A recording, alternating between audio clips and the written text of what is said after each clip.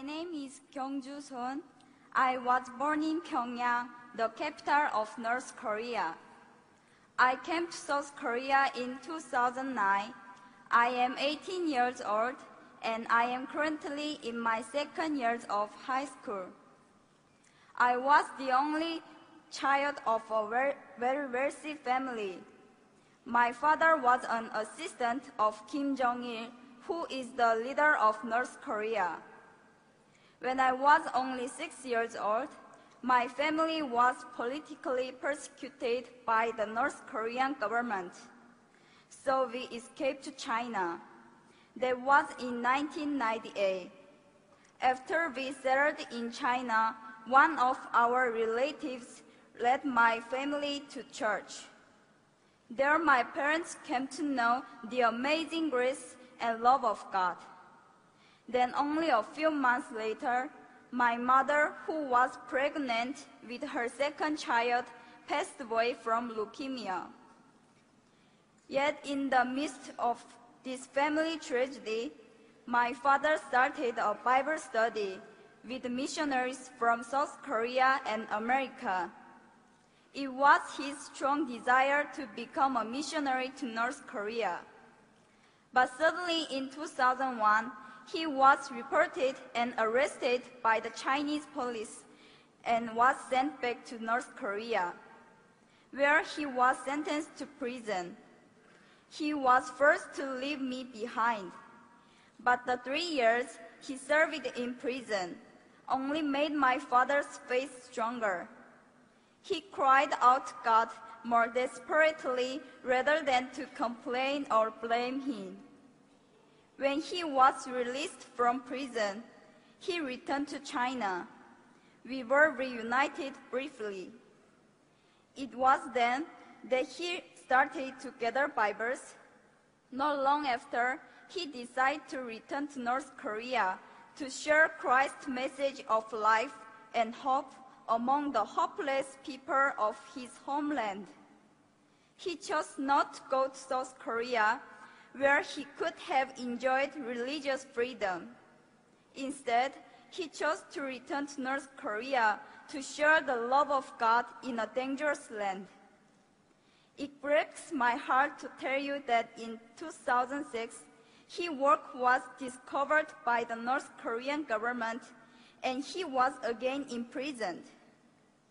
I have heard no word from my father nor about him ever since. In all probability, he has been shot to death in public on charges of treason and espionage, as is so often the case for persecuted Christians in North Korea.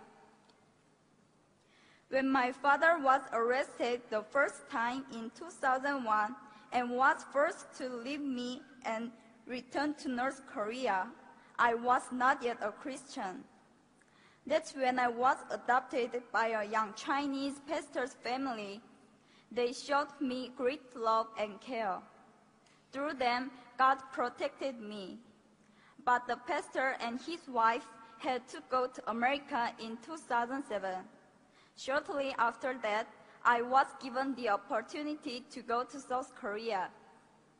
It was while I was still in China, staying at the Korean consulate in Beijing, waiting to come to South Korea.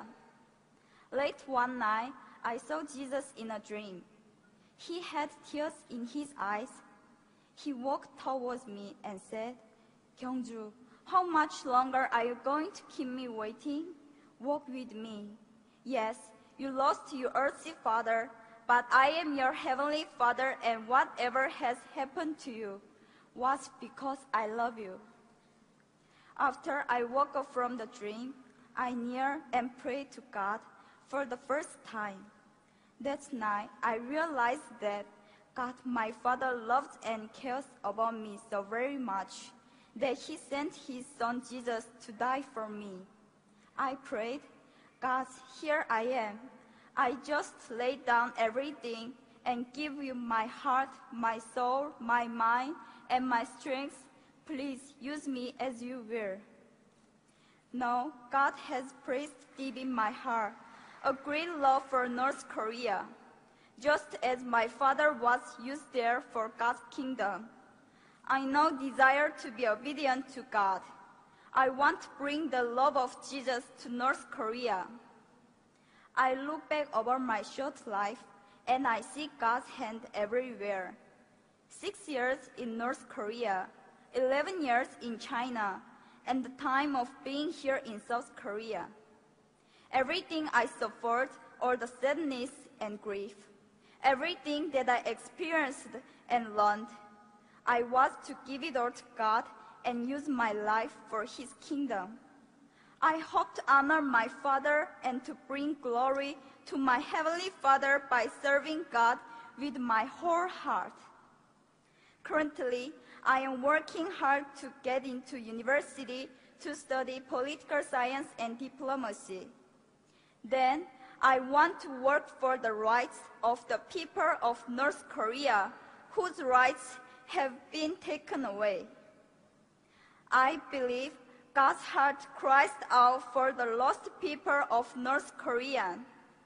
I humbly ask you, my brothers and sisters here in this place, to have the same heart of God. Please pray that the same light of God's grace and mercy that reaches my father and my mother and know me will one day soon dawn upon the people of North Korea. My people, thank you.